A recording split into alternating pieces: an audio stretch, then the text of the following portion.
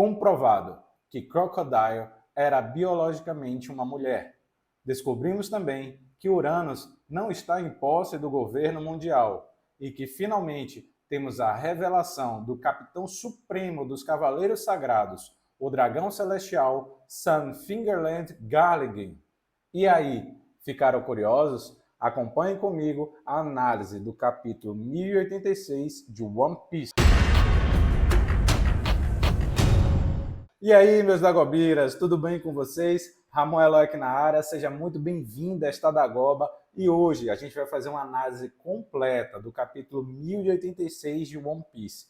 Para isso, eu só quero te pedir 3 coisinhas. Se inscreve no canal, ative o sininho de notificação e esmaga esse like aí. Como meta, eu queria botar apenas 30 likes para começar, beleza? Vamos partir para a análise? E vamos começar com o título do capítulo: Os Goroseis. Para essa semana, tivemos mais um pedido de capa por um fã. Desta vez, temos parte do Chapéu de Palha brincando em uma poça de chuva. Nela, podemos ver o reflexo do arco-íris que está pairando ao céu. Robin e Brook estão olhando para cima, admirando o espetáculo de cores. Mais ao fundo, vemos Frank pilotando uma bicicleta, indo de encontro ao Usopp, que corre desesperadamente. Mas na capa, só não conseguimos ver a presença de Zoro e Jinbe. E o capítulo começa no fim dos eventos em Mary Joyce. O narrador explica que com a ocultação da morte do Rei Cobra, o reverie deste ano chegou ao seu fim. Ao lado de fora do castelo, percebemos que há uma confusão entre a multidão.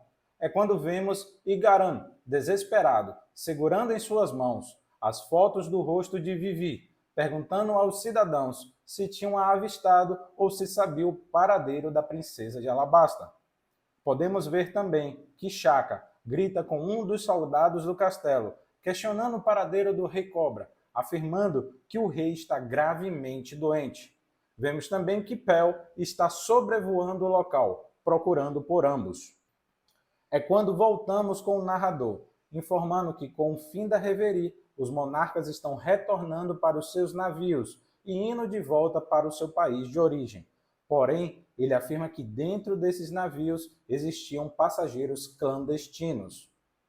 É quando a cena muda e vemos que os clandestinos em destaque eram nada mais, nada menos do que o Apu e Vivi. O Apu está segurando um Dendemushi, aparentando estar em uma ligação. Ele acaba sussurrando baixinho para Vivi, questionando de qual país era o navio. Vivi responde dizendo que é do reino de Aegis. E é quando percebemos que do outro lado da linha está Morgans, recebendo as informações de sua localização. Morgans avisa que irá resgatá-los, afirmando que vai se aproximar do quartel-general de Aegis, sob o pretexto de realizar uma entrevista, e que enquanto ele faz isso, o Apu e Vivi aproveitariam este momento para entrar em seu barco voador. Morgans aparenta estar muito empolgado com a notícia de que a existência de um país está sendo ameaçada. Para ele, isso é um grande furo de reportagem. Ao fim da ligação, Vivi pergunta o que o Apu viu na sala do trono. Ainda desesperado, o Apu afirma que ela seria a última pessoa para quem ele contaria. Até porque foi ele quem viu o pai dela ser assassinado. Não seria ele a dar essa notícia. Ele ainda pede para que ela volte ao navio de seu país, porém Vivi o rebate dizendo que mesmo que se voltasse, ela seria levada à força pela CP0. Vivi ainda pede para usar o Dendemushi, porque queria entrar em contato com o seu pai, afirmando que ele estaria preocupado.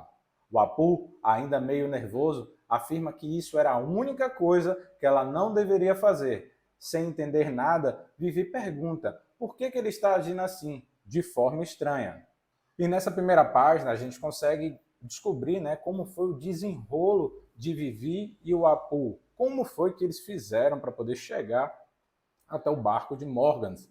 E pelo que a gente pode perceber, a relação de Morgans e o Apu é muito estreita, um devendo favores para o outro. Vamos seguindo. A cena muda e agora temos as imagens de alguns agentes da CP0 espalhados tanto no porto quanto nas ruas em Mary Joyce. Eles também estão à procura de 2 pessoas. Em suas mãos estão as fotos da princesa Vivi e do revolucionário Sabo. Descobrimos também que há mais 2 clandestinos, porém em navios distintos. Em um deles temos Jerry Lee Bonney, que está escondida no porão do navio, pertencente ao reino de Tajini. Bonney está faminta, pensando apenas em comida, para variar, né? E o segundo clandestino, escondido na sentina do navio, pertencente ao reino de Lulúzia. Sentina, pessoal, é uma parte do porão do navio em que se armazena a água que entra do mar e acaba sendo armazenada nesse local. Logo depois é feita uma drenagem através de bombas para que seja feita essa remoção, beleza? Então, vemos Sabo, que está ensanguentado e com ferimentos na barriga, causados por Insamar. Sabo fala que se chegar até o reino de Lulúzia, ele vai ficar bem. Ao mesmo tempo, ele lembra do pedido que Cobra o fez, falando para que ele sobrevivesse a todo custo e que assim ele possa repassar a mensagem contida na carta deixada pela rainha Lili. O narrador confirma que a morte do Rei Cobra e o desaparecimento da princesa Vivi seriam noticiados pelo mundo inteiro. Ao fundo dessa narrativa, conseguimos ver os navios de cada reino partindo de Mary Joyce. Em seguida, o narrador nos leva de volta para dentro do castelo de Mary Joyce, onde vemos os 5 anciões em meio a 2 assuntos distintos. O Gorosei Jay Garcia, o que parece com Karl Marx, fala que já está na hora de resolver as questões de Egghead, em que, inclusive, nos capítulos atuais, é ele quem de fato está em Egghead. O outro Gorosei, o bigodudo de cabelos longos, o mais alto, ele já abordava outro assunto, comentando agora sobre Sabo, falando sobre o seu destino, que é cheio de altos e baixos, e que ele duvidava que existia um outro alguém que fosse tão rodeado por famílias de quanto ele.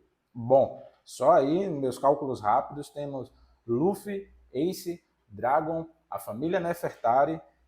Se tiver mais alguém que eu não lembrei aqui, escreve aí no comentário, vá, me ajude, me dê essa força.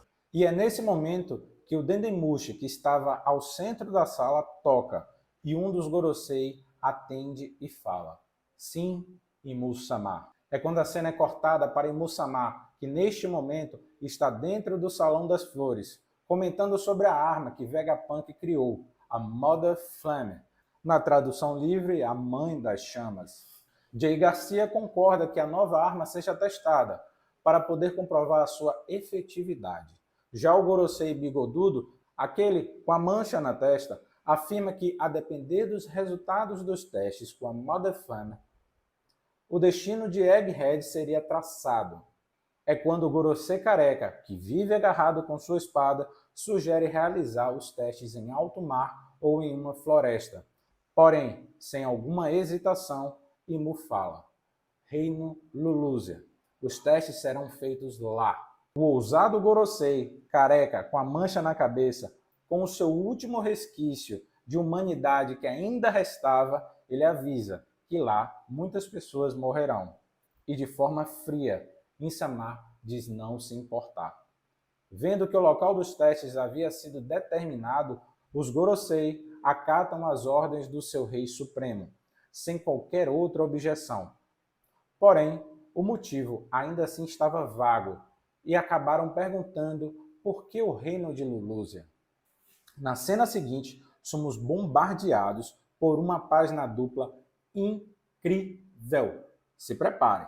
Mas antes disso, temos a resposta de In, alegando que os seus motivos para serem Lulúzia era porque ela era a mais próxima de Mary Joyce.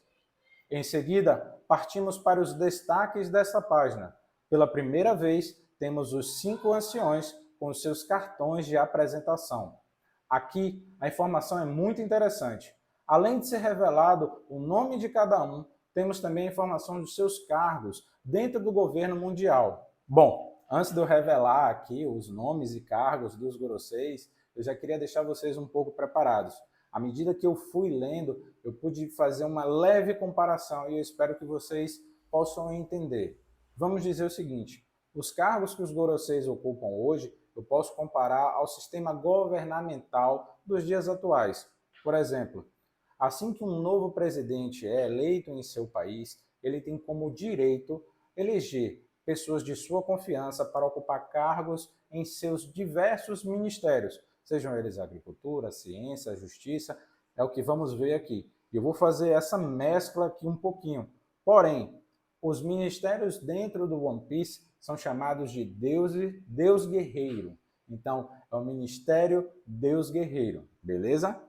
E começamos pelo mais famosinho, o Gorosei Sanjay Garcia Saturno.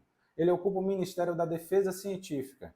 Em seu balão de fala, ele afirma que vai levar um tempo para prepará-la, pedindo para Insama que aguarde.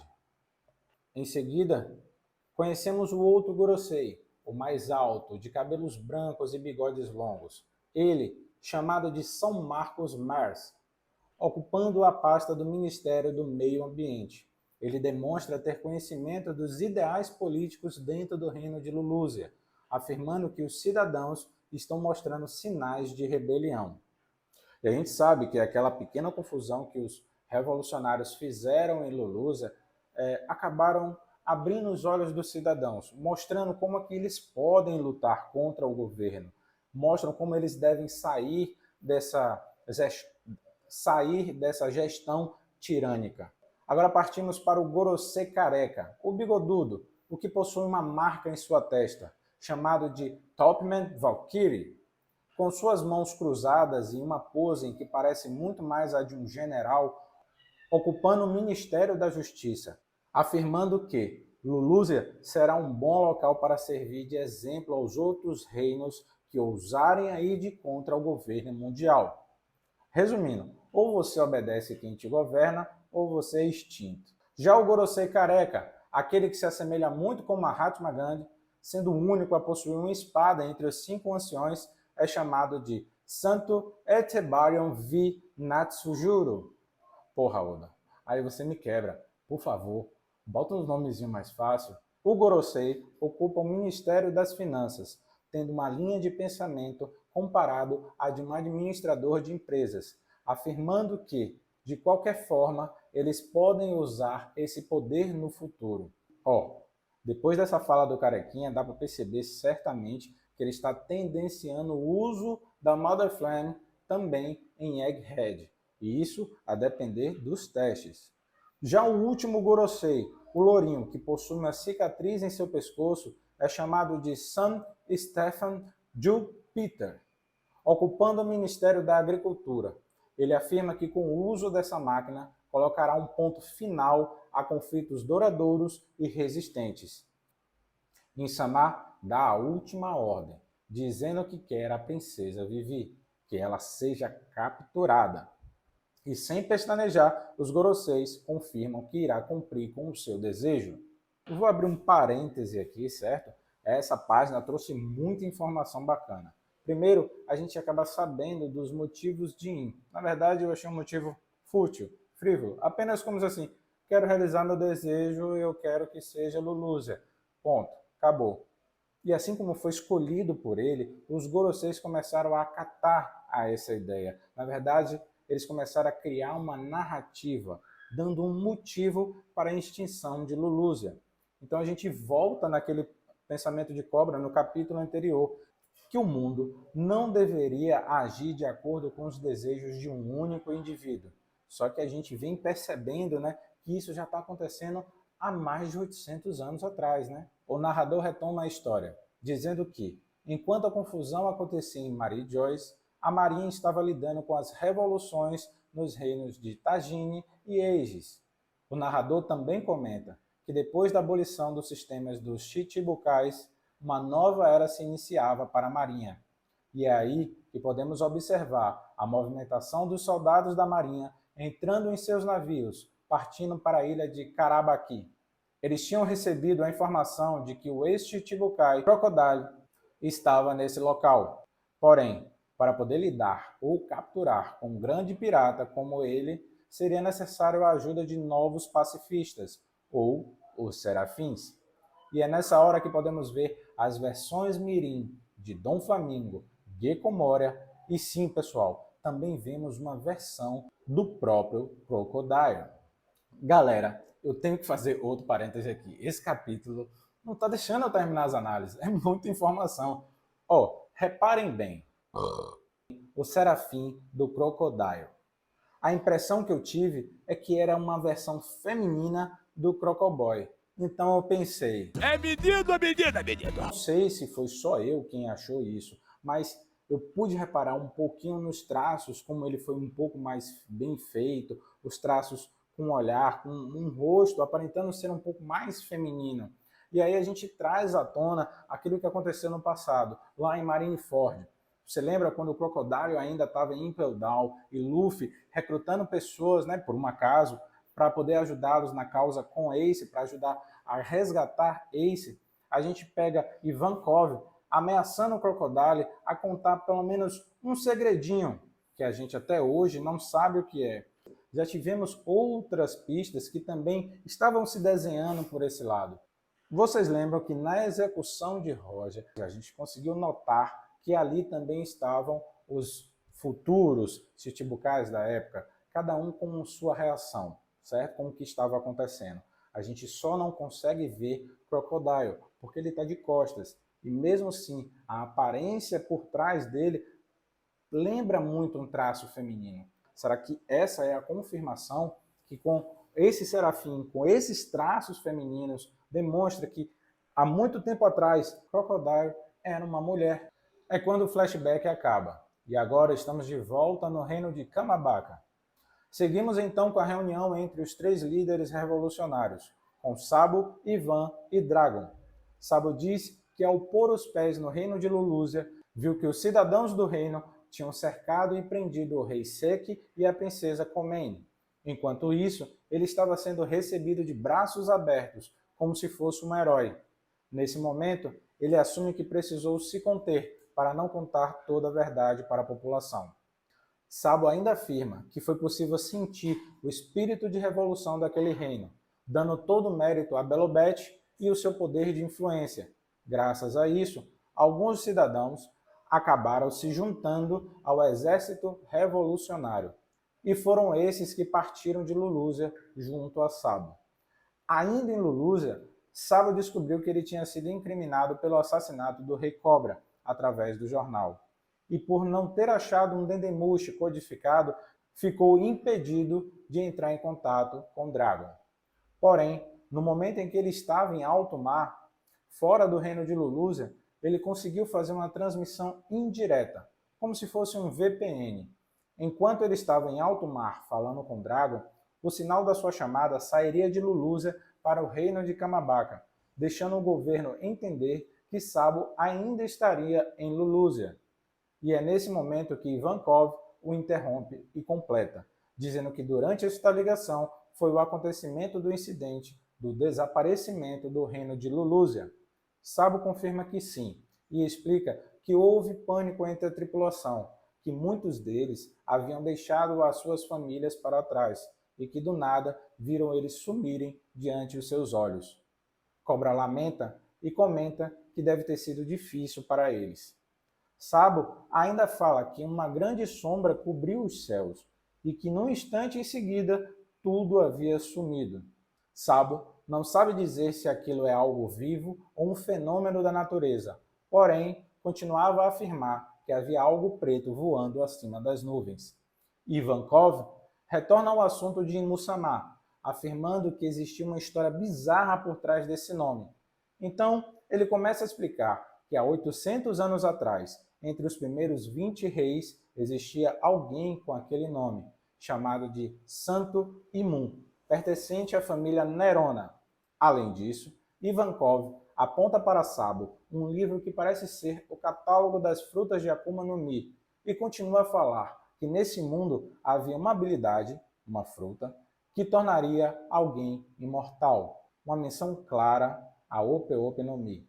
Essa informação faz com que Sabo fique perplexo, afirmando que nesse mundo existe alguém que não pode morrer. Além disso, Sabo se questiona, perguntando se a pessoa que ele viu sentado no trono vazio seria o mesmo da história contada por Ivan. Ainda assim, Ivan fala que pode ser uma coincidência, eles têm o mesmo nome, e que por se autoproclamarem descendentes dos deuses, a maioria das autoridades do mundo, os Gorosei, se prostraram diante essa pessoa. Aqui, Ivankov acaba montando certinho o quebra-cabeça, deixando a gente entender que o Imu que Sabo viu no trono vazio é o mesmo de 800 anos atrás. O assunto muda novamente e retornamos para o causador da destruição do reino de Lulúzia. Ivan acredita que aquilo que pairava sobre as nuvens era uma arma do governo, e apontando o dedo para Dragon, Ivankov confirma que isso só poderia ser inventado por Vegapunk. Dragon ainda duvida que ele tenha feito isso, porém Ivan argumenta que há a possibilidade de ser uma das armas ancestrais e que se Imu fosse de fato do passado, isso faria todo o sentido. Dragon confirma a existência das armas ancestrais através das informações de Robin e que se realmente o governo tivesse em posse de uma delas, por que não usaria antes? Por que só agora? Quais seriam os seus motivos? A cena muda e agora estamos de volta aos dias atuais, na terra sagrada de Mary Joyce. O narrador dá a notícia de que um Tenryubito foi executado, porém, essa informação não foi noticiada ao mundo. Ao fundo, podemos ver o castelo de Mary Joyce e pessoas reclamando que não tem comida, nem pão, apenas bolo.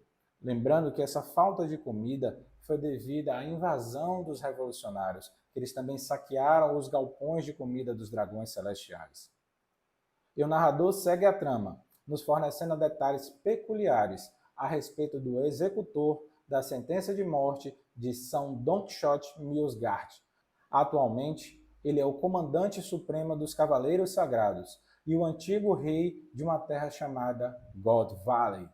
Seu nome é São Fingerland Garlingin, e em sua primeira fala ele afirma que aqueles que defendem lixos são piores do que lixo.